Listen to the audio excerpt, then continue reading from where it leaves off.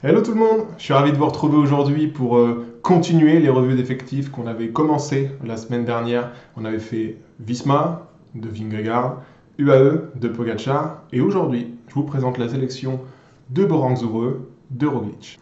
Alors je dis Bora Hansgrohe, mais le nom effectif qu'il sera pour le Tour de France, ce sera Red Bull Bora Hansgrohe. Red Bull devient sponsor majoritaire. Alors, quelle armada autour de Primož Roglic? À l'image du AE, on va avoir une espèce de triumvirat sacré avec Primož Roglic, leader absolu, Jay Hindley et Alexander Vlasov en co-leader.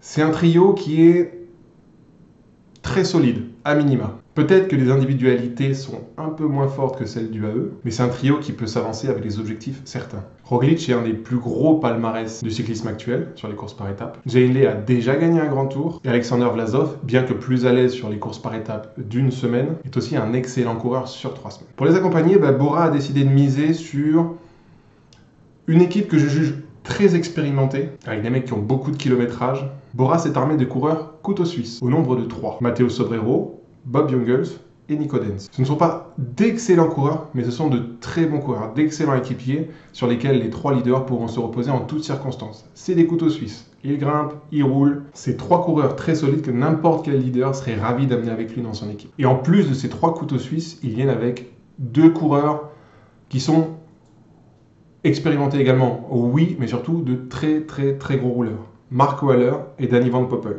Danny Van Poppel, il a certes une très bonne pointe de vitesse, mais je n'ai pas doute que cette année, il va se ranger du côté de son équipe et aider ses leaders en toutes circonstances et ne pas jouer les sprints. Ça, c'est mon avis. Si on fait un petit focus sur les 3 leaders, avec quelle ambition peut s'avancer Bora sur ce Tour de France? Logiquement, dans la hiérarchie sportive, Primož Roglic il se présente en 3e position. Si on met Pogačar 1 et Vingegaard 2, où on inverse les positions, c'est à peu près pareil, Roglic, c'est le meilleur des autres. Alors oui, il y a peut-être Remco Evenepoel, mais celui qui a montré le plus de garanties toutes ces dernières années, c'est Roglic. Jay Hindley, c'est une saison plutôt compliquée. Il n'a pas trop brillé cette année sur les courses d'une semaine, où il a fait un Dauphiné très discret, à l'inverse de Vlasov, qui a fait un excellent Dauphiné. Mais Jay Hindley, sur les grands tours, ça marche tout le temps, ou quasiment tout le temps. À 28 ans, le gars, il a fait 2e du Tour d'Italie en 2020, il a gagné le Tour d'Italie en 2022, et sur le Tour de France l'an dernier, il a gagné une étape, porté le maillot jaune et fini 7e du général. Ça montre les qualités du coureur australien que je trouve bien souvent dans la hiérarchie sous-côté. Vlasov, c'est un petit peu le némésis d'Hindley. Il marche pas toujours sur 3 semaines, mais sur les courses d'une semaine, il est redoutable. Et on l'a encore vu sur le Dauphiné, notamment sur l'étape 6, celle du vendredi. Vlasov, il a été incroyable pour Roglic. Roglic gagne l'étape, mais le 2e meilleur grimpeur, pour moi, c'est pas Ciccone sur cette étape, c'est bien Vlasov. Donc on a là 3 très grands grimpeurs. Et la compo est d'autant plus intéressante que, certes, derrière, il y a 4-5 coureurs couteaux suisses qui sont armés pour rouler en toutes circonstances, mais arrivé en haute montagne, lorsqu'il va rester 20 ou 25 mecs dans le peloton, il ne va rester que les 3 leaders, Vlasov, Hindley et Roglic. Est-ce que c'est grave? Je pense pas. Clairement, le poids de la course, à l'instant T, là, juste avant que le Tour de France ne commence, n'est pas sur eux. La pression n'est pas sur eux. On ne parle que de Pogačar pour faire le doublé Tour d'Italie, Tour de France, ou de Vingegaard pour gagner son 3e Tour de France consécutif. Donc Bora, elle se met en retrait avec cet effectif. Oui, j'amène 3 très grands grimpeurs, mais derrière, je ne viens pas avec une équipe pour atomiser la course en haute montagne. Je viens avec une équipe qui saura gérer les étapes. Et si on se retrouve en haute montagne, pour aider Roglic, j'ai Vlasov et Hindley. Les gars, on va pas se mentir, Hindley ou Vlasov à 100%, si ça roule en tête de peloton dans une étape de montagne, il reste 10 mecs dans la roue. Donc c'est pas la peine de venir avec non plus trop de grimpeurs. De toute façon, la profondeur d'effectif de Bora n'est pas celle de UAE. Donc tu peux pas venir avec la même densité que les UAE, ou même que la Visma. On mise donc sur l'expérience et sur une équipe très complète. Pas offensive, certes, mais capable de gérer 90% des étapes du parcours du Tour de France. C'est un effectif que je trouve très équilibré, il me plaît énormément. Alors l'objectif absolu de Bora sur ce Tour de France, ce sera bien sûr de le gagner avec Roglic. Si Roglic venait être défaillant, mais on comptera sur un bon classement général ou de Vlasov ou Hindley, mais si la victoire doit venir sur ce Tour de France, elle viendra de Roglic. Problème, Roglic, c'est quelqu'un qui n'a pas beaucoup de chance, ou en tout cas qui reste pas souvent sur son vélo. Il tombe beaucoup, le Slovène.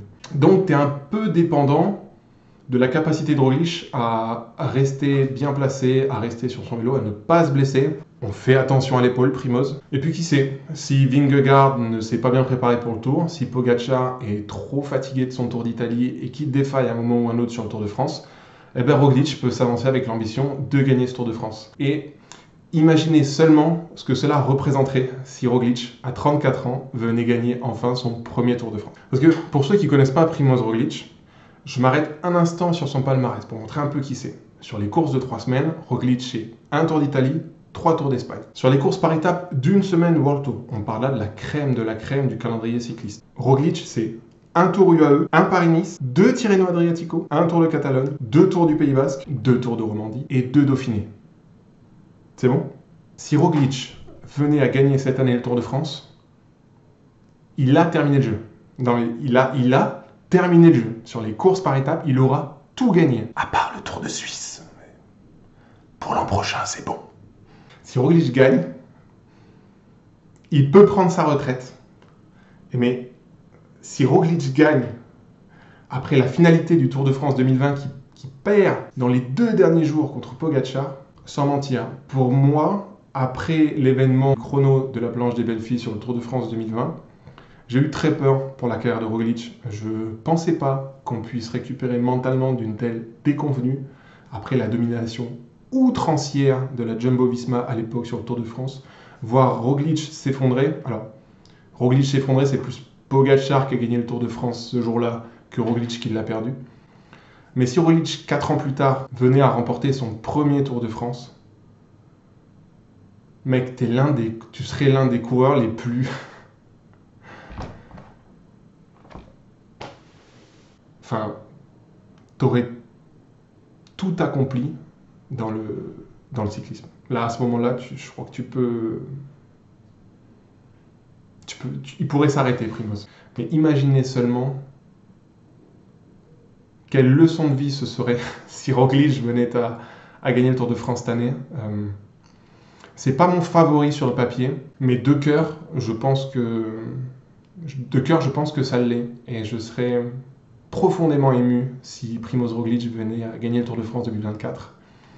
Alors certes, il n'est pas favori, malgré son bon Dauphiné. Certes, il n'a pas la meilleure équipe, même si elle est très bien construite. Et s'il venait à prendre le maillot jaune et qu'il venait à l'emporter, eh bien, ce serait une des peut-être plus grandes surprises que le Tour de France ait connu ces dernières années. Mais ce serait une victoire tellement méritée au vu de la carrière du bonhomme. Évidemment, je souhaite toute la chance qu'il n'a pas toujours eu. Mais ouais, Primoz Roglic, vainqueur du Tour de France 2024, ça sonne bien et ce ne serait que justice pour le Slovène à 34 ans. Merci à vous d'avoir suivi cette vidéo. Je vous retrouve demain. D'ici là, portez-vous bien, bonne soirée et à demain. Ciao, salut.